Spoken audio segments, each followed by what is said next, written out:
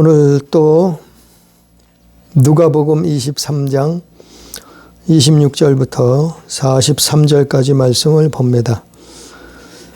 이제는 예수께서 2000년 전에 오셔서 그 모든 사역을 마감하시는 거의 끝을 향해 달려가고 있죠. 그래서 오늘 먼저 시간에 예수께서 붙들리셨는데 그분은 죄가 없으시다는 것과 그런데도 사람들은 대중들을 선동을 해서 예수를 십자가에 죽이라고 수많은 사람들이 소리쳤던 것을 볼 수 있어요. 오늘 말씀에는 그래서 누가복음 23장 26절부터 보면 이제 예수를 끌고 갈 때 예수께서 이제 고난 당하시고 신문을 받으시고 그 고통을 그 희롱을 당하시고 이제는 십자가의 처형장으로 사형장으로 끌려가시는 거죠.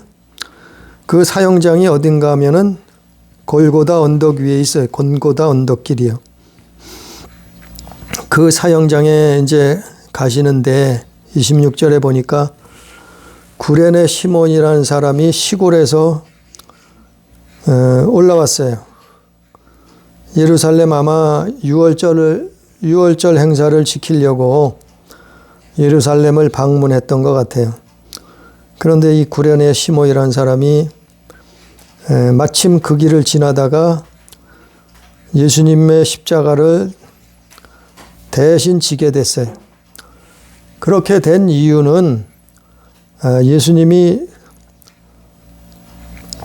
많은 고난을 당하시고 채찍에 맞으시고 비웃음과 희롱을 당하시고 그리고 나서 몹시 지치셨어요. 당신의 십자가를 짊어지고 갈 만한 기력이 남아있지 않았어요. 그러니까 그분이 하나님의 아들로 오셨지만 인간의 육신을 입고 오셔서 그분도 이렇게 기력이 다 떨어지신 거예요. 그만큼 괴롭힘을 당하고 고통을 채찍에 맞으시고 그 고문을 당하신 거죠. 그래서 예수님이 당신이 십자가는 당신이 져야 되는데 그 당시에 십자가 사형 제도 속에 자기 십자가는 자기가 지고 올라가야 되는데 그럴 기력이 남아있지 않았어요. 그런데 마침 구레네 사람 시몬이라는 사람이 강제로 붙들려서 예수님 십자가를 대신 지고 올라갔다고 누가는 기록하고 있어요. 그렇게 십자가를 지고 골고다 언덕길을 올라가는데 백성들과 그를 위하여 가슴을 치며 슬피 우는 여자의 큰 무리도 있었다는 거예요. 따라오고 있었다는 거예요. 그러니까 이 사람들이 실제로는 이 사람들만이 진짜 믿음의 사람들이요. 많은 여인들과 백성들이 그 예수님을 위해서 가슴을 치며 슬피 울고 쫓아왔다 그랬어요. 그러니까 예수님을 십자가에 못 박으라고 그렇게 소리 지르던 사람들이 그 무리들이 있었는가 하면 이렇게 예수님을 그때까지 믿고 그분의 사형 집행을 슬퍼하면서 따라오던 많은 무리들이 사람들이 있었다는 거예요. 28절에 예수께서 돌이켜 그들을 향하여 이르시되 예루살렘의 딸들아 나를 위하여 울지 말고 너희와 너희 자녀를 위하여 울라. 예수님은 그 무리들을 향해서 그 많은 여인들을 향해서 따라오는 무리들을 향해서 울부짖는 사람들을 위해서 그렇게 말씀하죠. 너희와 너희 자녀를 위하여 울라. 참 이것도 중요한 말씀이죠. 우리와 우리 자녀들을 위해서 울어야 돼. 나 자신과 우리 가족과 우리 자손들을 위해서 울어야 돼. 운다는 것은 사실은 기도한다는 거예요. 미리 하나님 앞에 대비한다는 거예요. 기도한다는 거예요. 왜냐하면은 환난 날이 있다는 거예요. 환난 날이. 29절에 보라 날이 이르면 사람이 말하기를 잉태하지 못하는 이와 해산하지 못한 배와 먹이지 못한 젖이 복이 있다 하리라. 이 말씀은 아주 충격적인 날이 온다는 거예요. 그만큼 어마어마한 환난의 때가 온다는 거예요. 고통의 날이 온다는 거예요. 그래서 실제로 이스라엘 사람들에게는 이 날이 임했어요. AD 70년에 로마의 군대들이 예루살렘을 에워싸고 그들이 다 죽기까지 전멸하기까지 그들은 그 공격을 멈추지 않았죠. 그래서 AD 70년에 그 예루살렘 땅에 어마어마한 그 고통의 날이 이루었어요. 그래서 그날에 차라리 잉태하지 못한 사람, 해산하지 못하는 배, 젖을 먹이지 못하는 사람이 복이 있다 할 정도로 차라리 아기가 없는 사람이, 자식이 없는 사람이, 애를 가지지 않은 사람이 복이 있다 할 정도로. 왜냐하면 그 당시에는 이 반대죠. 잉태하는 사람, 애 가진 사람이 복이요. 또한 해산하는 사람이 복 있는 사람이요. 아이에게 젖을 먹이는 사람이 복 있는 사람이요. 왜냐하면 2000년 전에만 해도 다산, 그 자손이 번창하는 것, 식구가 많다는 것은 큰 복으로 여겼어요. 그 당시만 해도 농경사회이기 때문에 그래서 가족이 많다는 것, 자식이 많다는 것, 그건 참 복받은 거라고 생각을 했어요. 그런 시대였어요. 물론 지금도 그것이 복일 수 있죠. 그렇지만 어쨌건 반대의 상황이 일어난다는 거죠. 그런 환란의 때가 오면은 잉태하지 못하는 것, 해산하지 못하는, 젖을 먹이지 못한 사람이 오히려 다행이다 할 정도로 고통스러운 어마어마한 환란의 날이 온다. 근데 이것은 실제로 2000년 전에 AD 70년에 이루어졌고, 근데 사실 이 내용들이 반복이 돼요. 그러니까 세상 끝날에도 이런 일들이 일어난다는 것을 암시하고 있어요. 그래서 이 내용들은 바로 같은 내용인데 마태복음 24장 19절에도 이런 내용들이 있어요. 또 누가복음 21장 23절에도 같은 내용들이 있어요. 그래서 이스라엘에게 이러한 날이 환란이 있었던 것처럼 하나님의 진노가 떨어지는 날이 세상 사람들 앞에 그 하나님을 대적하고 하나님을 배도하고 하나님을 불신앙하고 사단의 편에서 살았던 사람들에게 하나님의 진노가 임하는 날이 있단 말이에요. 그 날을 종말이라고 얘기하는데 성경에서는 그것을 그 이스라엘 역사를 통해서 우리는 그 교훈을 얻을 수 있는 거죠. 30절에 그때 사람이 산들을 대하여 우리 위에 무너지라 하며 작은 산들을 대하여 우리를 덮으라 하리라. 얼마나 고통스러운지 그때에는 산들이 우리 위에 차라리 무너졌으면 좋겠다 하는 거예요. 작은 산들에 대하여 우리를 덮어버려라. 차라리 죽었으면 좋겠다는 거예요. 얼마나 고통스러운 세상이 사는 게 고통스러운지 그런 날이 이를 것이라고 예수님이 예언하셨는데 그게 이루어졌죠. 그리고 앞으로도 이건 이스라엘에게만 2000년 전에는 이루어졌지만 그러나 장차 지구상에 거하는 모든 민족에게 모든 사람들에게 이러한 일들이 이런 일들이 모든 그 나라에 임한다고 성경은 예언하고 있어요. 다니엘서에 예언했고 또 사복음서에도 예언됐고 또 요한계시록에도 예언이 돼 있어요. 31절에 푸른 나무에도 이같이 하거든 마른 나무에는 어떻게 되리요. 여기서 푸른 나무라는 것은 살아있는 나무, 물이 오른 나무. 그래 이 푸른 나무라는 것은 예수님을 말씀하기도 하지만 이거는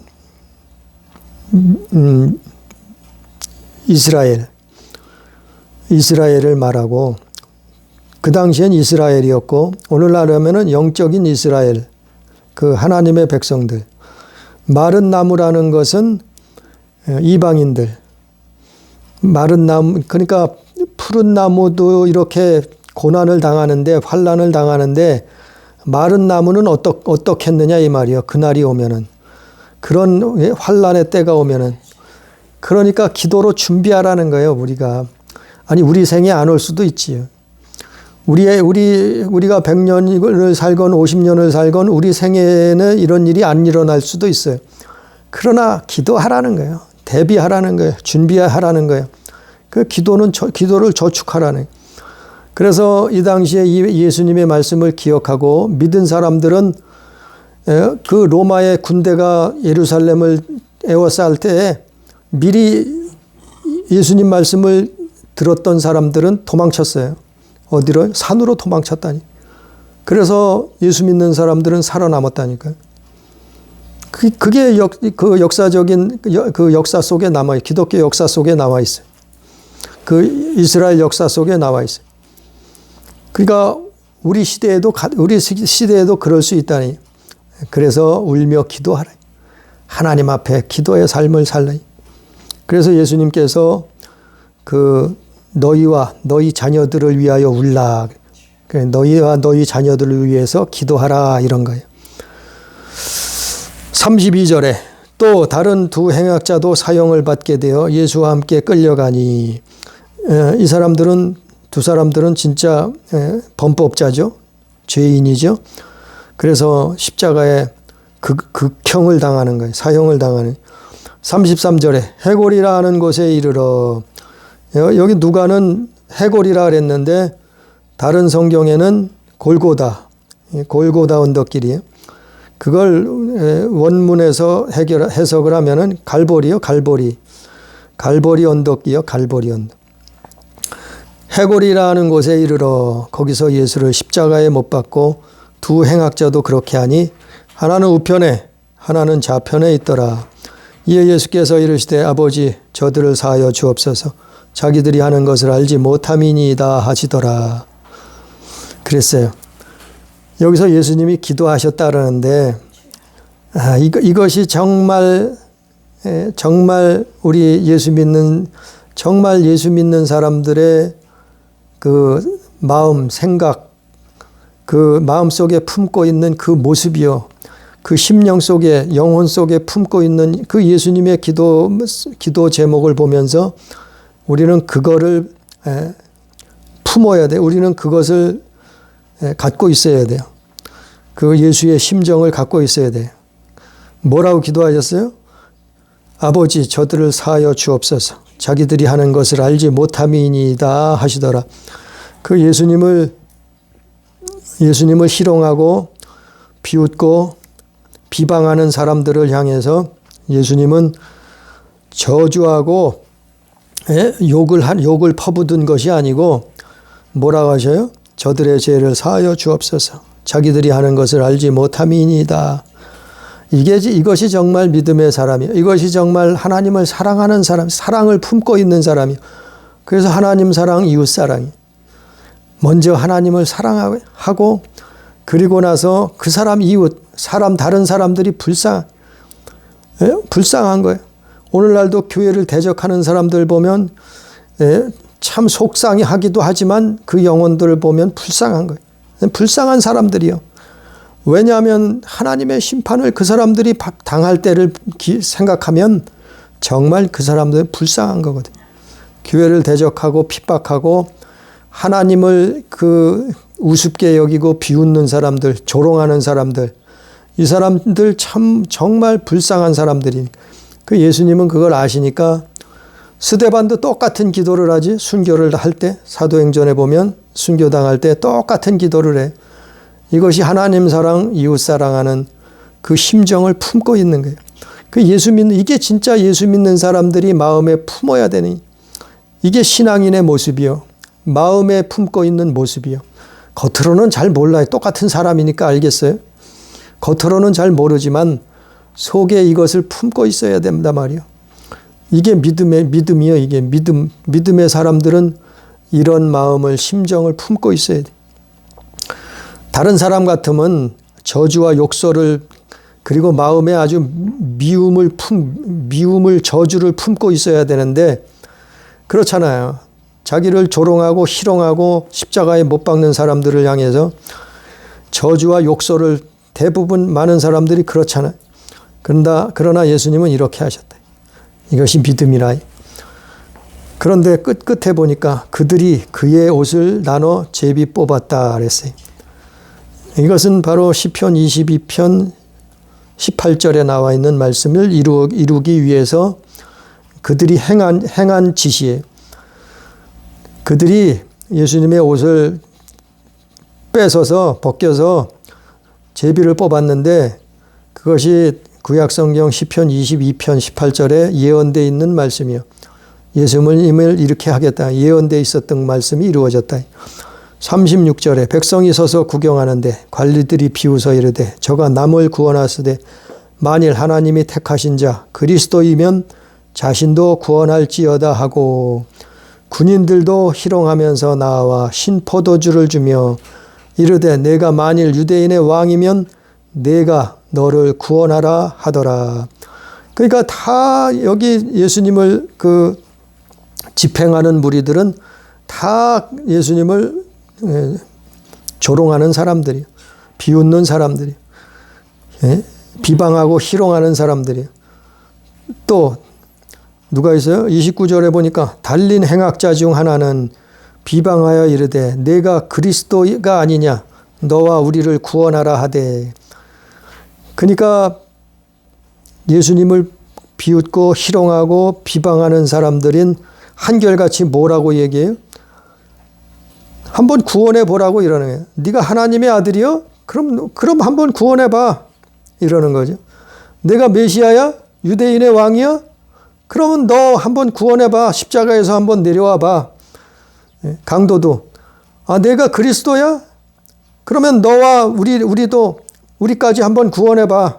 이렇게 조롱을 하는 거지. 비방을 하는 거지. 한결같이 예수님을 비웃고 희롱하고 비방하고 이런 악한 말을, 행동을 했어요. 그러나 이 사람들이 결국에는 나중에 땅을 치고 후회를 했겠죠. 하나님의 나라가 있으니까. 천국과 지옥은 있으니까. 그런데 정말 믿음의 사람이 정말 세상 말로 운 좋은 사람들이, 아주 운빨이 좋은 사람이 나타났어요. 40절에 보니까 강도 중 행악자 중 하나는 그 사람을 꾸짖어 이르되 내가 동일한 정죄를 받고도 하나님을 두려워하지 아니하느냐. 이 사람은 정말 복받은, 세상에 이렇게 복받은 사람이 또 있을까. 41절에 우리는 우리가 행한 일에 상당한 보응을 받은 것이니 이에 당연하거니와 이 사람이 행한 것은 옳지 않은 것이 없느니라 하시고. 이 우편 강도죠. 행악자죠. 이 사람은 오히려 예수님을 비방하는 다른 좌편에 달린, 좌편 십자가에 달린 그 사람을 꾸짖는 거예요. 그리고 어떻게 해요? 너는 하나님이 두렵지도 않느냐? 이러는 거예요. 그래서 오히려 예수님을 변호하는 거죠. 우리가 행한 일에 우리는 상당한 보응을 받는 건 당연한데 이 사람이 행한 것은 옳지 않은 것이 없느니라. 이 사람은 행악자지만, 행악자지만, 범죄자지만, 죽을 죄인이지만, 그러나 이 사람은 예수님을 알아봤어요. 이 사람은 메시아를 알아봤어요. 이 사람은 정말 복받은 게 여기서 회개가 이루어지고 회개가 터지는 거예요. 회개가 터지면은 사는 거예요. 그래서 40절, 41절 말씀은 이건 중요한 말씀인데 이게 바로 회개의 열매예요, 열매. 회개의 열매예요, 열매. 복음서에 다른 성경에 나와 있잖아요. 누가복음에도 나왔지만 세례 요한이 요단 강가에서 세례를 주는데 어떻게 했어요? 뭐라 그랬어요? 너희 회개하라. 그리고 그 회개의 열매를 보이라 그랬잖아요. 회개의 열매를 맺으라 그랬잖아요. 이게 회개의 열매예요. 40절, 41절. 어떻게 하세요? 하나님을 두려워하고 그분 앞에 자기의 죄를 고백하잖아요. 자기의 범죄, 자기의 잘못을 자기는 죄인이라고 말하는 거예요. 그거를 사람들 앞에, 그 많은 사람들 앞에 고백하는 거예요. 그 강도, 다른 좌편에 잘 달렸던 그 강도, 범죄자 앞에 또 고백을 하는 거예요. 자기는 죄인, 우리는 죄인인 거 맞다. 그러나 저분은 죄가 없으신 분이다. 너는 하나님을 두려워하지 않느냐, 왜? 응? 저분이 행한 것은 옳지 않은 것이 없다. 이게 회개에 합당한 열매예요. 이게 열매라니까, 이게 열매. 그래서 회개와 회개에 합당한 열매를 보시고 그 예수님이 이제 뭐예요? 회개가, 예수님 앞에 회개가 이루어지는, 하나님 앞에 회개가 42절에 보니까 이르되 예수여 당신의 나라에 임하실 때 나를 기억하소서 하니, 바로 이 사람은 예수님 앞에 회개했단 말이에요. 그러자 43절에 보니까 예수께서 이르시되 내가 진실로 내게 이르노니 오늘 내가 나와 함께 낙원에 있으리라 하시니라. 정말 이 사람은 천운을 타고난 사람이에요. 세상적으로. 세상 말로 아주 천운을 타고난 사람이에요. 아니 죽기 바로 일보 직전인데 여기서 구원받아서 천국 가는 거예요.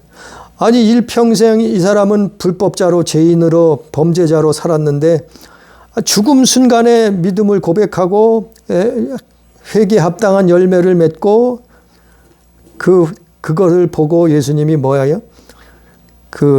회개가 이루어졌다는 거예요. 이게 회개, 그 열매가 있어야지 회개가 이루어지는 거예요. 하나님이 회개를 받아주신다는 거예요.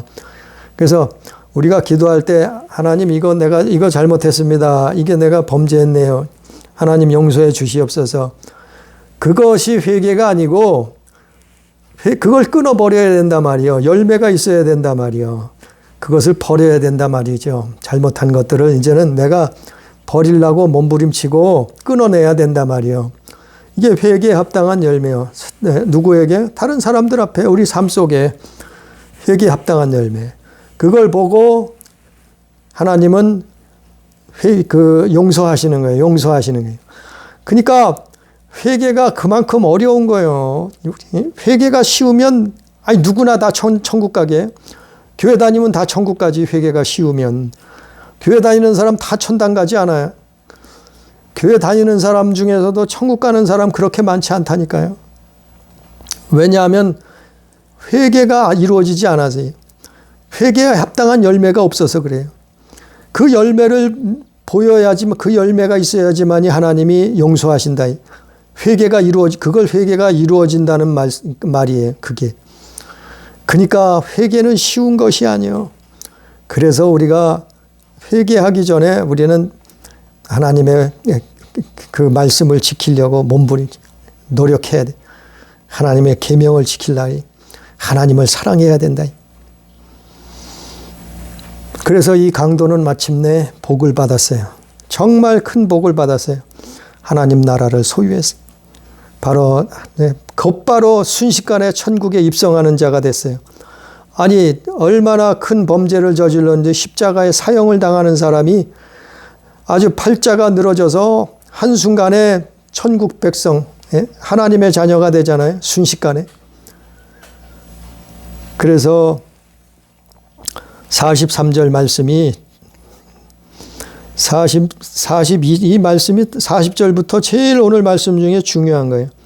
40절, 41절은 회개의 열매가 있어야 되는 거고 42절에서는 우리가 죽음을 앞두고 우리가 죽음을 눈앞에 두고 하나님 앞에 반드시 간절히 아주 목숨을 내놓고라도 기도해야 되는 거예요.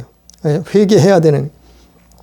그리고 그 하나님 앞에 우리 영혼을 부탁해야 되는 46절 말씀처럼 예수님도 아버지 내 영혼을 아버지 손에 부탁하나이다 하고 이 말씀을 하신 후 숨지시니라 이런 것처럼 아니 예수님도 이 땅에 인간으로 오셔서 어떻게 했어요?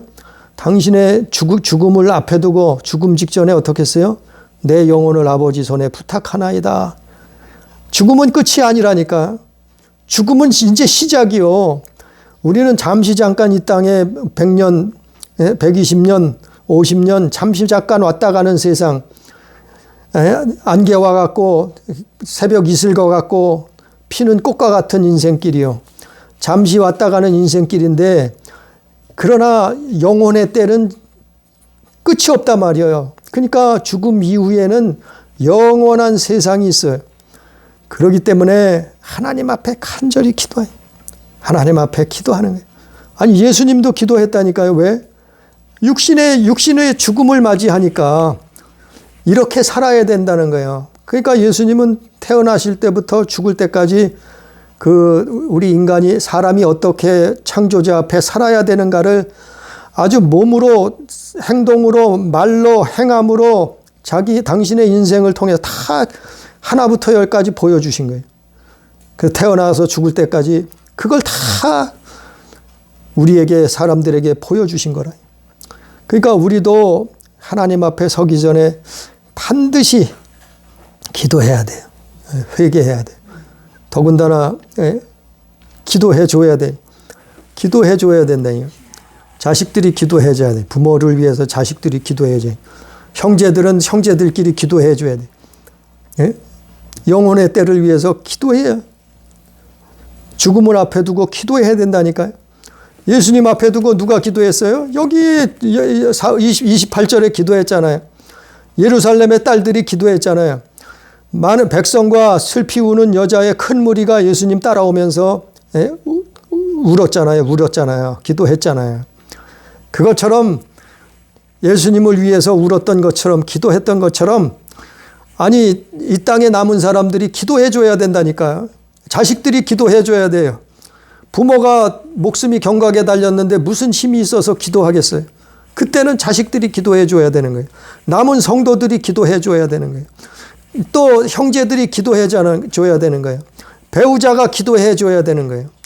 남아있는 사람들이 기도해 줘야 되는 거예요. 왜? 그 영혼이 천국에 입성할 수 있도록 하나님 나라에 들어갈 수 있도록 기도해야 돼요. 그래서 죽음 전에 하나님 앞에 예배하고 그리고 기도해 줘요. 그게 중요한 거예요. 43절 끝절에 오늘 말씀 끝절에 이 말씀이 중요한 것이 또 뭔가 보니까 예수께서 이르시되 내가 진실로 내게 이르니 오늘 내가 나와 함께 낙원에 있으리라. 여기서 오늘이라는 말이 중요해요. 오늘 어떻게 한다고요? 낙원에 들어간다는 얘기예요. 사람들은 죽으면 무덤 속에 있다가 예수님 다시 이 땅에 재림할 때 부활한다는 사람들도 많아요. 그런 신학자도 많아요. 그러나 예수님은 여기서 뭐라 그랬어요? 오늘이라 했잖아. 43절에 오늘 내가 나와 함께 낙원에 있으리라. 그러니까 죽으면 어떻게 해요? 바로 가는 거예요. 바로 어디 머무르는 것이 아니요. 또 천주교에서는 뭐 연옥이 있어서 거기 연옥에 가서 있다가 나중에 또 천국 갈 기회가 있다고 그건 아니요. 그거는 성경을 모르니까 하는 소리. 오늘이라 했어요. 예수께서. 오늘 들어간다 말이에요. 오늘 죽었으면 오늘 들어간다 말이에요. 천국에 가든지 지옥에 가든지 오늘 간다 말이에요. 아니 예수님이 하신 말씀 아니에요? 또 내가 나와 함께 낙원에 있으리라 하시니라. 여기서 낙원이라고 했는데 또 이 낙원이란 말을 놓고도 말이 많아요. 또 신학자들 속에서도 또 말이 의견이 틀리는 사람들이 있어요. 여기서 낙원이란 말은 천국이요. 천국. 낙원이 따로 있는 것이 아니라 천국이요. 천국. 고린도후서 12장 4절에 보면 바울이 그 예수님 만나고 나서 낙원을 갔다 그랬어요.